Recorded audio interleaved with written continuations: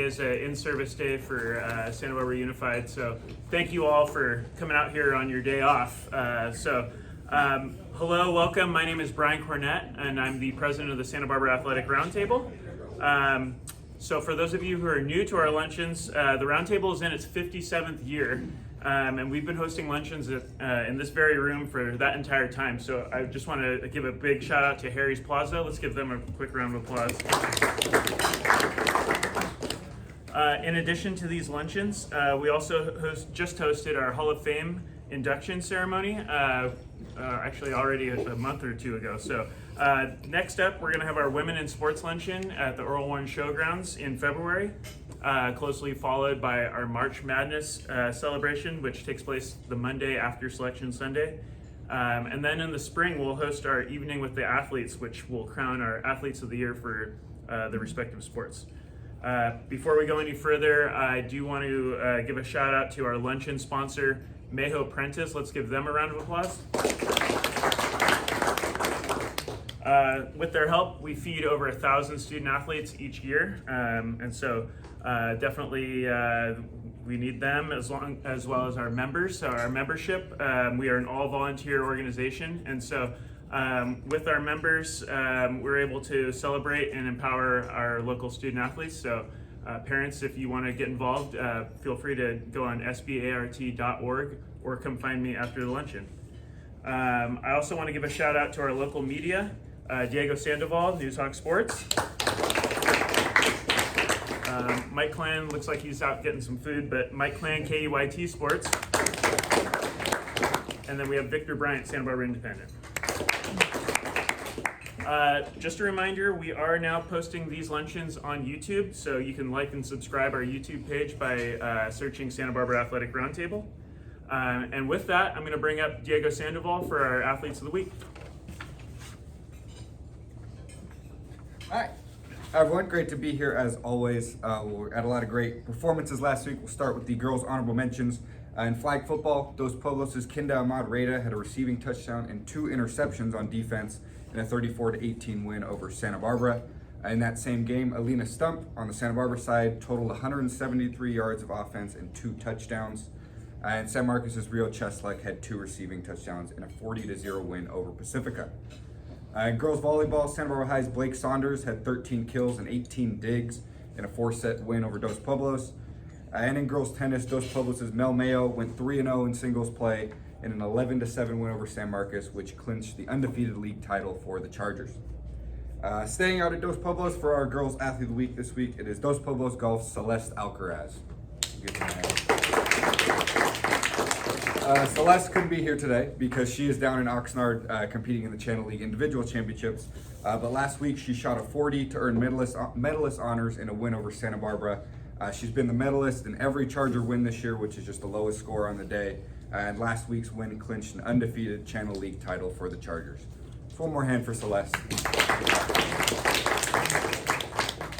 Now on to the boys. We'll start with the honorable mentions in football. San Marcos' Cole Dominguez rushed for 4 rushing touchdowns in a 35-32 win over Wainimi. He's a previous winner of the award. Carpinteria's Drew Filippini took 13 carries for 87 yards and 5 touchdowns. He's another previous winner of the award. And his teammate Chris Hymas had 6 catches for 163 yards and 3 touchdowns in their win over Del Sol. Staying in football for the last honorable mention, Bishop Diego's Sam Crawford had 2 catches for 50 yards and 2 interceptions on defense in a 24-12 win over Simi Valley. In boys water polo, San Marcos' Will Stewart scored 15 goals in 4 games at the Steve Powell tournament where SM placed second.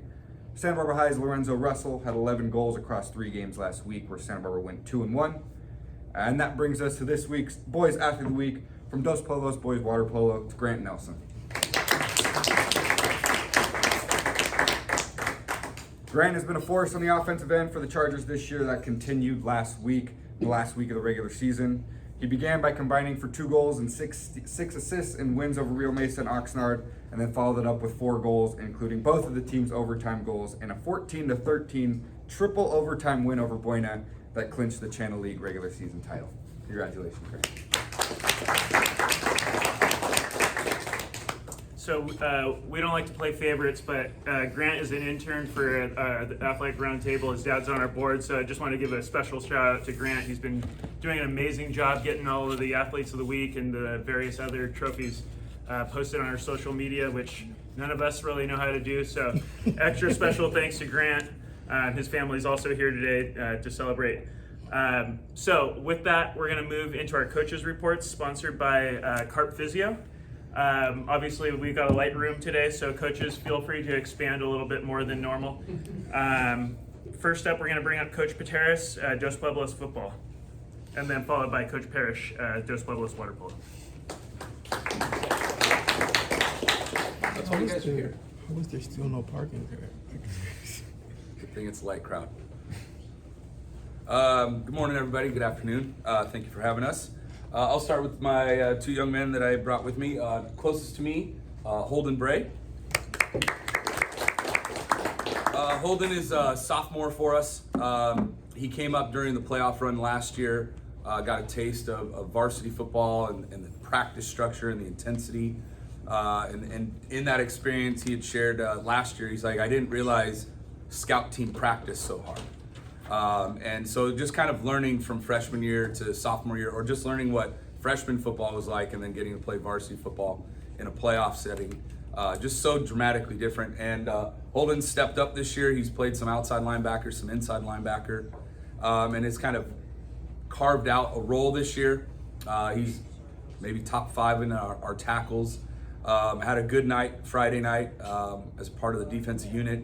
And is just slowly maturing. You're seeing the young guys starting to figure out how to play and how to do things the right way. And so we've been really impressed and really proud of the effort he's put forth. So this will probably not be the last time you'll hear of him, but a first introduction to Holden. To his right is Chase Johnson. And Chase came to us last year and got to play JV football and excelled running the ball, played a little defense, and then this year coming up as a junior, like many stories you'll hear about football players, is you go from being a starter as a JV player, and you come to varsity and you're not starting and you're behind a senior or a couple older guys, or you have a fantastic young player, and you're trying to figure out where you fit, and Chase is just slowly working hard. He's always a positive influence on the team. In the weight room, he's always cracking jokes and pulling guys aside for like a fake serious moment, but they're actually just joking. But Friday night we were moving the ball. We just turned the ball over again quite a bit, mainly self-inflicted. And Chase ended up kind of taking on the lead back role as the game went on. Broke a couple really big runs off some punishing runs, and then scored our first touchdown late in that third, fourth quarter time window. And then just kind of his mentality the rest of the game kind of set the tone. And which allowed us to take shape with that win last week. So Chase has been working really hard, and we're excited for him as he's just a junior, so we've got a lot more football with him going forward.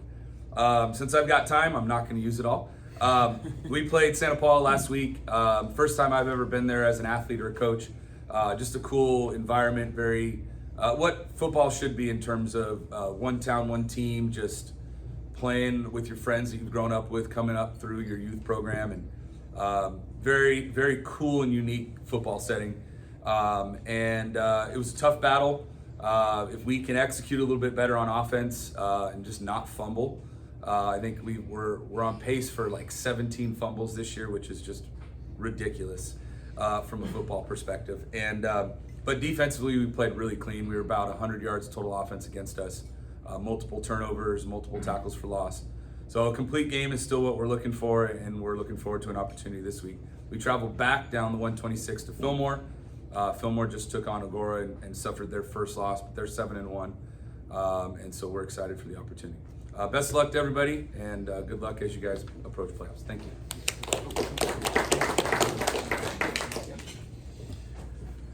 All right, next up we're going to have Coach Parrish for a report for Dos Pueblos water polo, followed by San Marcos football, Coach Molina. Well, I'll introduce my athlete that you just heard about before. Grant has had an exceptional season so far, and just give you a little bit of background on him. He was thrust into the spotlight pretty early in his career, his freshman year. We had a playoff run that took us to the CIF finals, and the man stepped up right away in his freshman year and contributed quite a bit to that. And then he was one of our leading scorers last year as just a sophomore, and now as a junior, I'll tell you, he just performs like he's a senior. The leadership is there. He's really matured quite a bit, and I'm super proud of the way he's been playing lately. To give you a rundown on our season, so this has been a pretty spectacular season, I think beyond our expectations at this point. Based on the hard work of Grant and his teammates, we're currently on a 12-game win streak. We're 22-4 overall, and we're sitting at the precipice of getting moved up another division. So last year we were in Division 2. Looked like we were going to potentially end up in Division 1 for this year at the end, based on the rankings. But in water polo, at least, and I know a couple other sports, they have an open division, which are the top level teams. This year it's top 8 for Southern Section. Those will play in the open division, and we are sitting there right on the edge of potentially moving up all the way from Division 2 into the open division, which is pretty daunting. The teams in that grouping are very, very talented. So that's where we're sitting now. Tomorrow we will host at Dos Pueblos the first round games for the Channel League tournament. Santa Barbara will play Ventura, first game at 2 o'clock, and then we will play the winner of that game since we've earned a bye for the first part of the season. Down at Rio Mesa High School, San Marcos and Buena will be playing Oxnard and Rio Mesa, and then we'll likely meet each other in the semifinal there to come on up to hopefully play us. So hopefully I'll come back next week with a full Channel League championship, not just the regular season Channel League championship, but that's kind of up to Grant.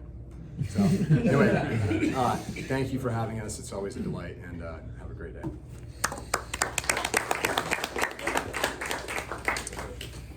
All right, next up we got San Marcos football, Coach Molina, followed by a report from Bishop Diego for football, volleyball, and cross country, Coach Matsumoto.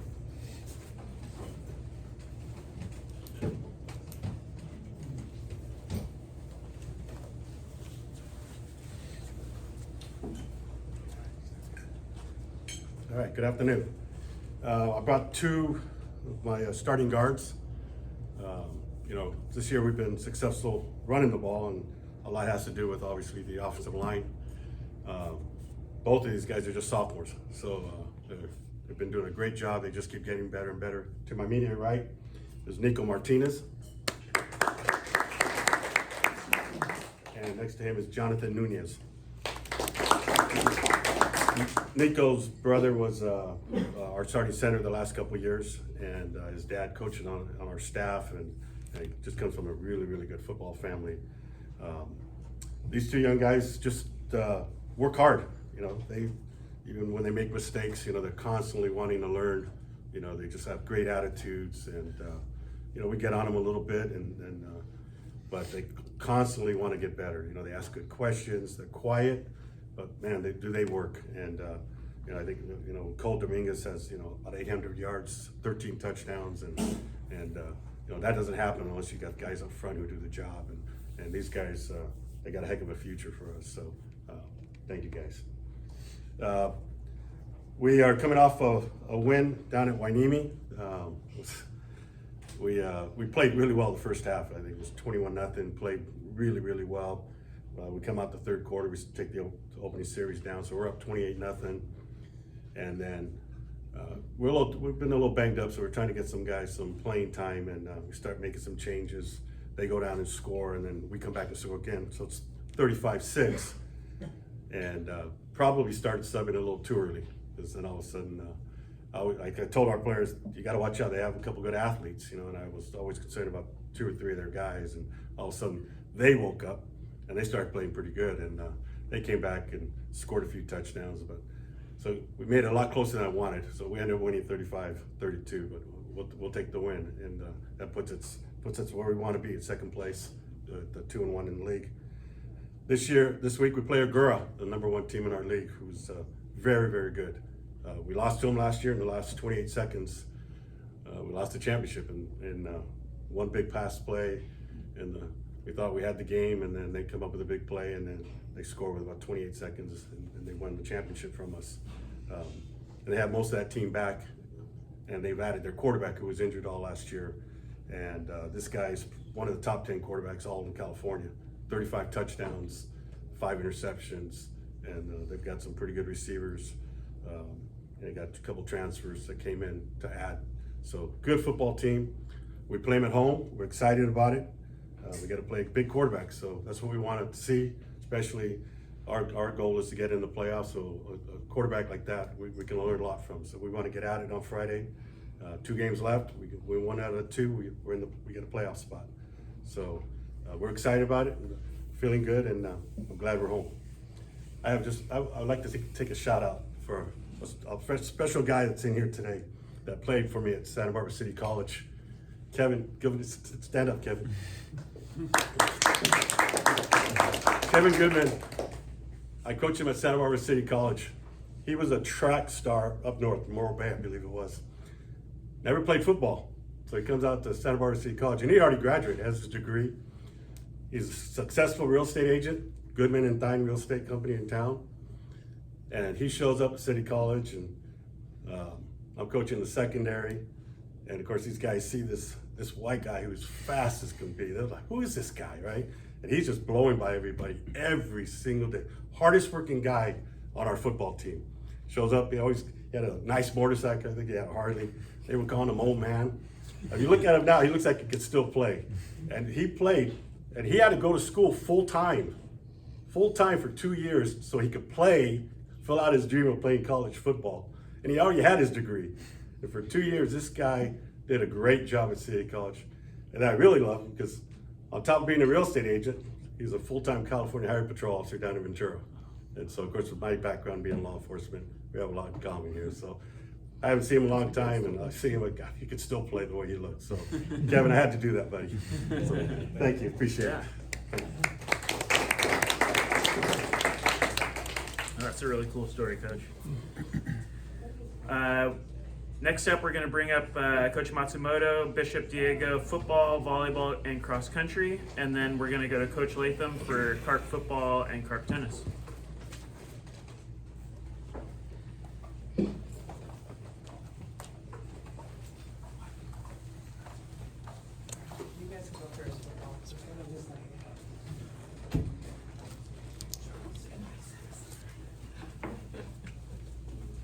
I love this place. One of my former athletes is working here because, Santa Barbara.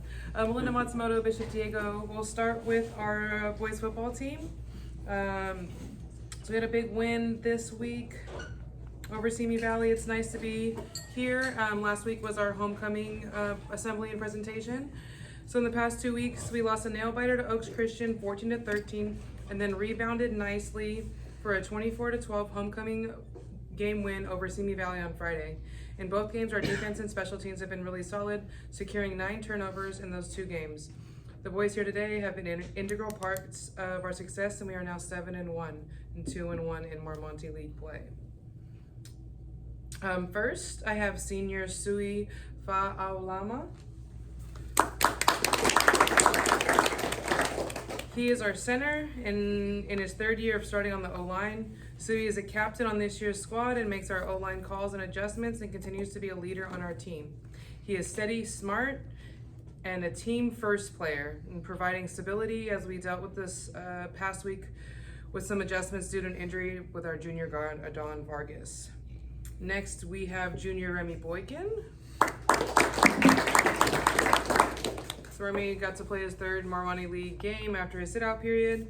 Remy had 2 interceptions on defense, and a 3rd one, but they called it out of bounds, to stop Oaks' drive, and then repeated a great performance with another interception and punt return for a score against Simi Valley.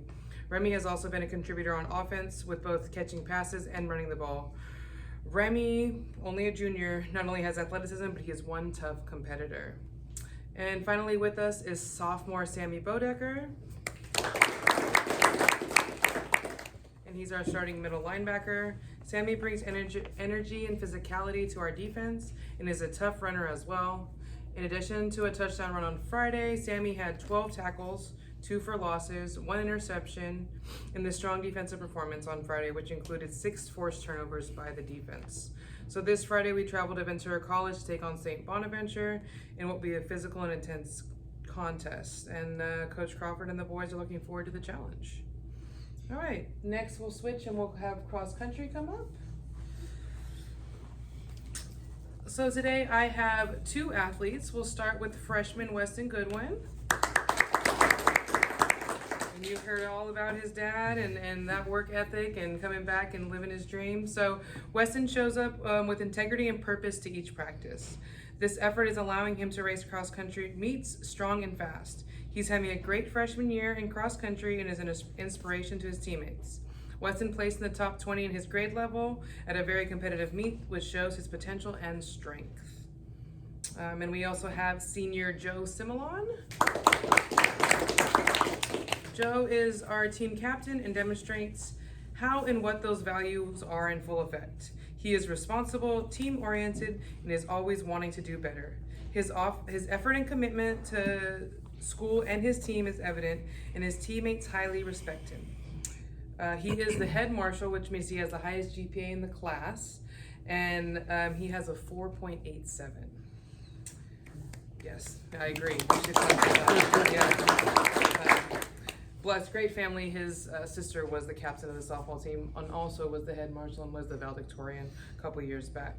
So cross country, Coach Fulton says they've competed in a few meets where the boys have raced challenging courses against hundreds of runners. Everyone continues to run better, even when running further distances. We have two more meets this fall, October 28th and November 6th. All right, thank you, boys. So we'll move over to girls volleyball. All right, so for girls volleyball, the Cardinals are co-Tri-Valley League champs, and we hosted Del Sol last week on senior night in a 3-0 sweep. The two girls that we brought today played well in the Nipomo Tri last weekend. I have junior Abby Hubbs. So Abby has played multiple positions as our Swiss Army knife, as Coach Bennett says. She's a leader on campus and is heavily involved in ASB and other clubs, and she has a 4.3 GPA. And I also have senior Elle McMahon. Elle has made great strides offensively this season. She is a high academic student in both AP and honors classes with a 4.0 GPA. The girls volleyball, we will host round 1 of the playoffs versus Indio tomorrow in the Brick House at 6 o'clock, and we are Division 6 in the CIF Championships. All right, thank you so much. Appreciate the time.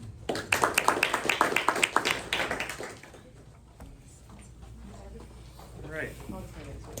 We are going to finish off with a report from Carpinteria football and Carpinteria tennis. Coach Latham.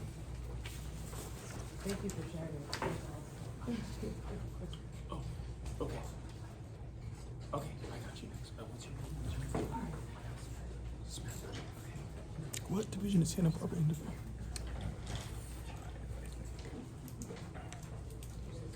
All right, So looks I like the think football the players are getting closer. We'll start with football.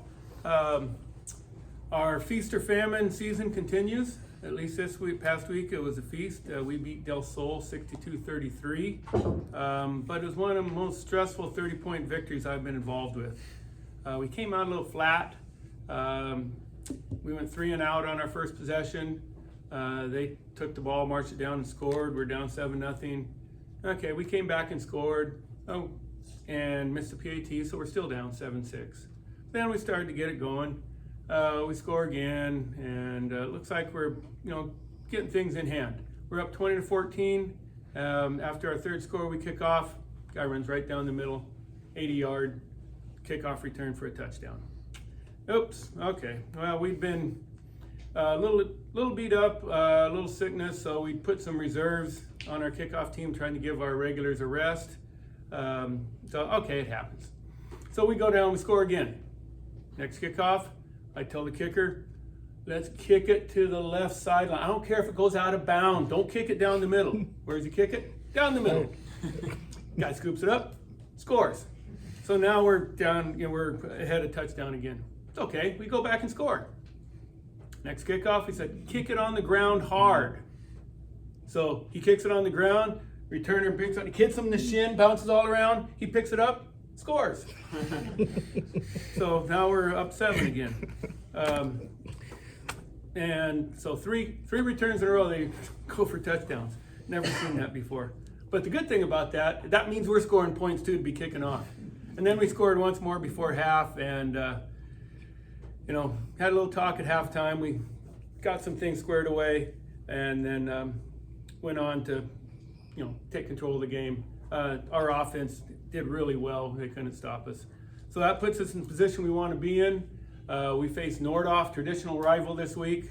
It's our homecoming game, and a win against Nordhoff guarantees a playoff spot for us, and we'll be in second place in the league by ourselves. So looking forward to that. It's going to be a great game. Carp Nordhoff goes back half a century or more, so that's going to be a lot of fun. Brought with me Drew Filippini. You already heard about, honorable mention. He had an amazing game. When we need something done, we always turn to Drew. He does everything for us. He had 5 touchdowns, 87 yards rushing, 37 receiving. He also was our leading tackler on defense with 6 tackles. He recovered an onside kick.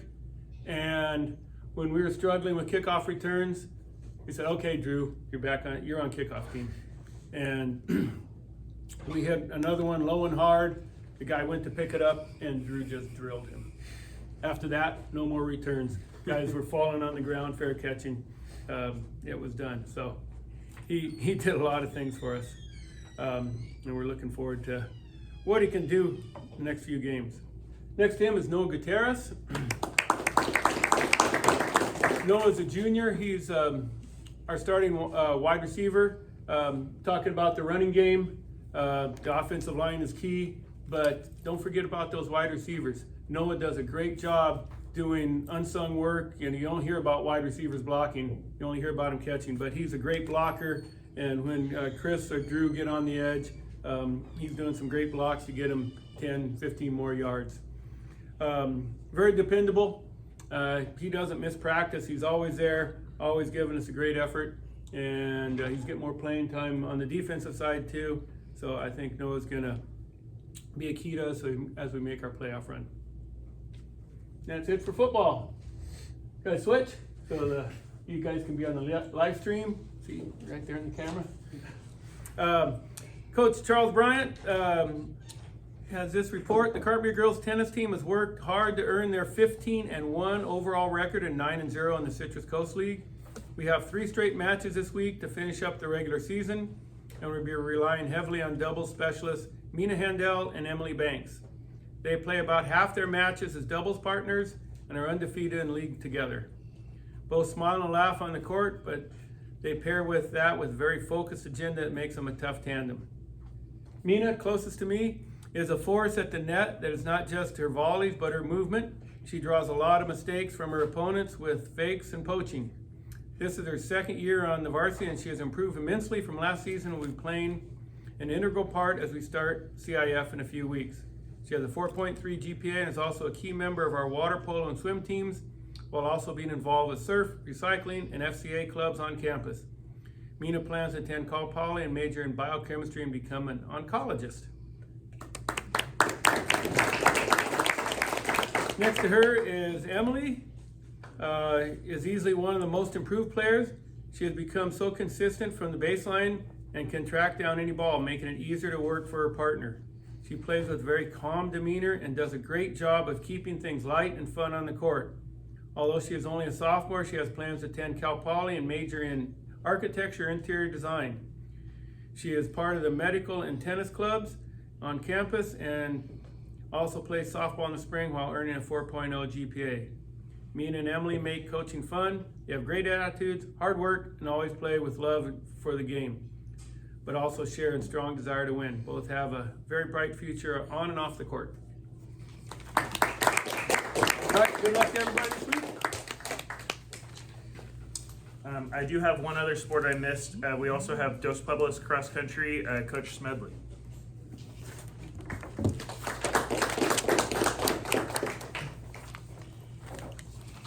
You can come up with it. All right. School's off today for everybody, so I brought my little one, so that's real.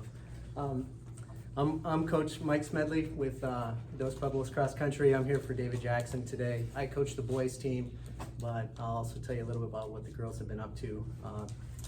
Currently, the boys are ranked 6th in the Southern section, and we're 10th in the state. Division II, last year we were 4th in the state, and we started the season ranked third, but we've been battling through a few injuries early on, and we're starting to kind of bring things together here as we come into the biggest invitational we've got so far this year, which is Mount Sac on Saturday. We got invited to the sweepstakes race, where there's teams from all over the country that are going to come in to race, so we're hoping for a good showing. And I brought Ashton Smedley, who's my son. He has been running anywhere from first to third on the team this year, and he's got a 4.5 GPA, and he's been training really hard, and things are coming together really well for him and the rest of the team this year. They've really been running together in practices and outside of practice. They've been forming great bonds, and we're hoping that this year we can improve on our 4th place finish in Division II at state.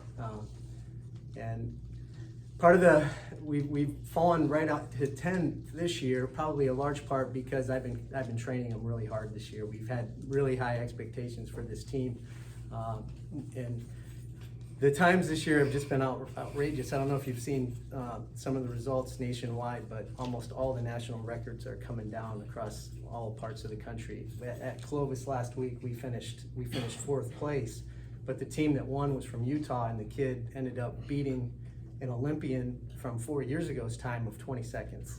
So the paces have just gone outrageous this year. Everybody's really been running fast.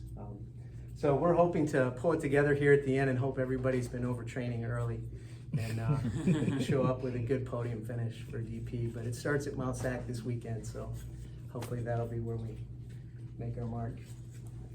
Thank you. Yeah, thanks for having me. All right. Thanks again for coming on your day off. Hopefully we'll be able to send you home with some cookies if you guys have your raffle tickets. It's going to be, we might have a couple